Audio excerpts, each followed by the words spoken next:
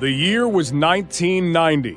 The movie Pretty Woman was #1 at the box office. South Africa freed Nelson Mandela. East and West Germany reunited. The Edmonton Oilers won the Stanley Cup without Wayne Gretzky. MC Hammer dominated the airwaves with You Can't Touch This. And the Western Mustangs football team opened training camp as the defending national champions.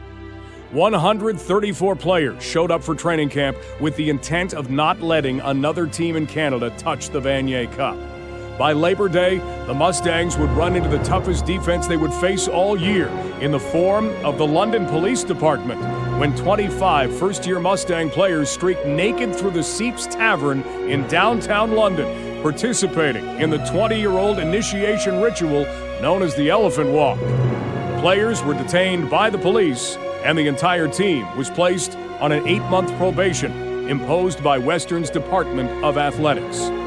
Meanwhile, on the field, a quarterback battle was taking place between Eric Ersick and John LeClaire, and the team was captained by Darryl Ford.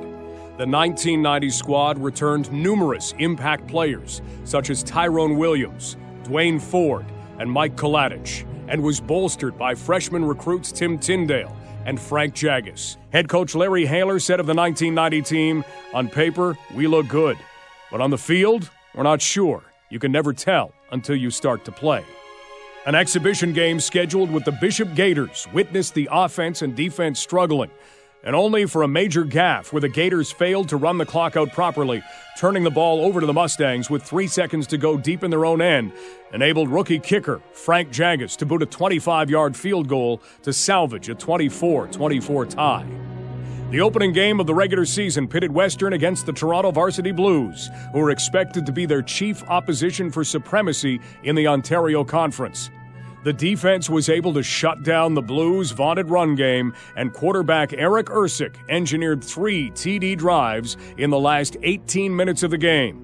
A key play was the Tyrone Williams 51-yard pass-run touchdown late in the third quarter that gave Western a 16-14 lead. The Mustangs would dominate the rest of the way behind the 92 yards of rushing from running back Peter Glab in a 33-15 victory. Up next were the McMaster Marauders, who were unable to stop the Mustang ground game as running backs Peter Glab and Dwayne Ford rushed for 177 yards and 167 yards, respectively. Team captain Darryl Ford was a force, blocking 2 punts and grabbing an interception. The Mustangs exploded for 19 points in the fourth quarter, overpowering the Marauders 37-3. An undefeated Windsor Lancer team played Western tough in a closer-than-expected matchup. A Chris Bean fumble recovery immediately led to an Eric Ersick to Rob Kennedy 40-yard touchdown strike. Holding a 16-9 lead in the fourth quarter, the Mustangs secured the victory when Ersick hit Mike Clausen on a 63-yard pass play, and Clausen cashed in 2 plays later with a 12-yard TD run to secure a 23-9 win. A blustery Thursday night game at Seagram Stadium against Laurier, the Mustangs were outgained offensively but took advantage of 5 forced turnovers, a blocked field goal, and defensive lineman Chris Walker knocking out the Golden Hawk quarterback. Rushing touchdowns by Roger Owens, Tim Tyndale, and Dwayne Ford gave the Mustangs a 21-1 halftime lead as they hung on in the second half, securing a 22-9 victory and a 4-0 record in conference play.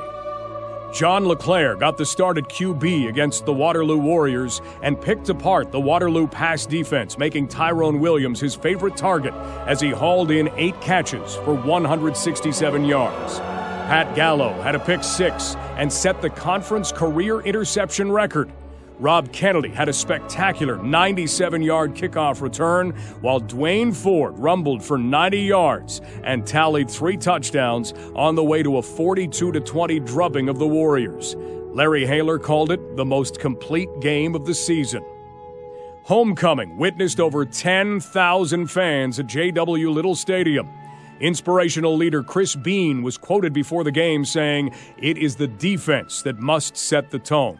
We must really have to take a leadership role in terms of intensity, making big hits, creating turnovers. The Mustangs then went out and shut down the league-leading rusher.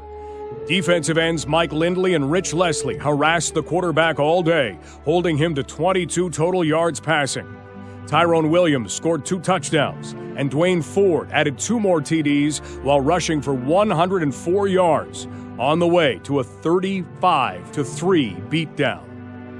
In the final regular season game, the Mustangs kept Al Philbrick busy as 8 different Mustangs scored touchdowns on the way to a 64-0 massacre of the York Yeomen. Another Pat Gallo pick six, a Rob Kennedy TD return, and big strikes to receivers Nigel Levy and Tyrone Williams guaranteed the Mustangs an undefeated 7-0 regular season. As the only undefeated football team in the CIAU and holding the #1 ranking in the country, the real season would begin in the OUA semifinal matchup with the Laurier Golden Hawks. Penalties at inopportune times stalled numerous drives, and the only Mustang touchdown of the game came from a pivotal Rob Kennedy 80-yard punt return that put the Mustangs up 10-0. The Mustangs grinded out 286 rushing yards as both Tim Tyndale and Mike Clausen rushed for over 100 yards each. Although the rest of the scoring came off the foot of Frank Jaggis, who had a career day, kicking 5 field goals in a 23-18 squeaker. In reference to the officiating, Larry Haler said, quote, "It was an absolute joke. If any of those donkeys show up next week, I'm taking my team off the field." A rematch of the 1989 Yates Cup game, the Western Mustangs would once again have to go through the Varsity Blues in order to advance to a bowl game. Close to 1,000 yards of offense was generated in the battle for the Yates Cup as Dwayne Ford ripped off 157 yards rushing. 2 game-breaker pass receptions, both over 50 yards, were made by tight end Don Douglas, who also secured a fortunate fumble recovery, taking it to the house for 6. A blocked field goal by Pat Gallo and interception by end Mike Lindley were critical as Mike Clausen led all Mustang scorers with 3 touchdowns. Quarterback John LeClaire was awarded the Dalt White Trophy as the game MVP for guiding the Mustangs to victory as the Mustangs claimed their 4th Yates Cup in the past 5 years. Traveling east for an Atlantic Bowl rematch against the St. Mary's Huskies, who the Mustangs had vanquished on their path to the 1989 Vanier Cup, Western witnessed a strange holding call in the dying moments of the game that nullified a Mustang touchdown, leading the Mustangs to settle for a field goal. Marching the field with a minute left, the Huskies scored with 8 seconds to go on the clock in a stunning shocker that handed the Mustangs a devastating 31-30 season-ending loss. The 1990 Western Mustang football team set an OUAA record, having 16 players named first and second team All-Stars. Head coach Larry Haler was awarded the Frank Tyndall Trophy as the Canadian University Coach of the Year, and 7 Mustangs would be recognized as All-Canadians. 10 players from the 1990 roster would go on to play in the CFL and NFL. Despite not pulling off the rare feat of winning back-to-back Vanier Cups, the 1990 Western Mustang football team displayed a tough, gritty character and stands high amongst the great Mustang teams, proudly adding another Yates Cup Championship to the unrivaled Mustang Trophy case. The 1990 Western Mustang football team. Mustang legend.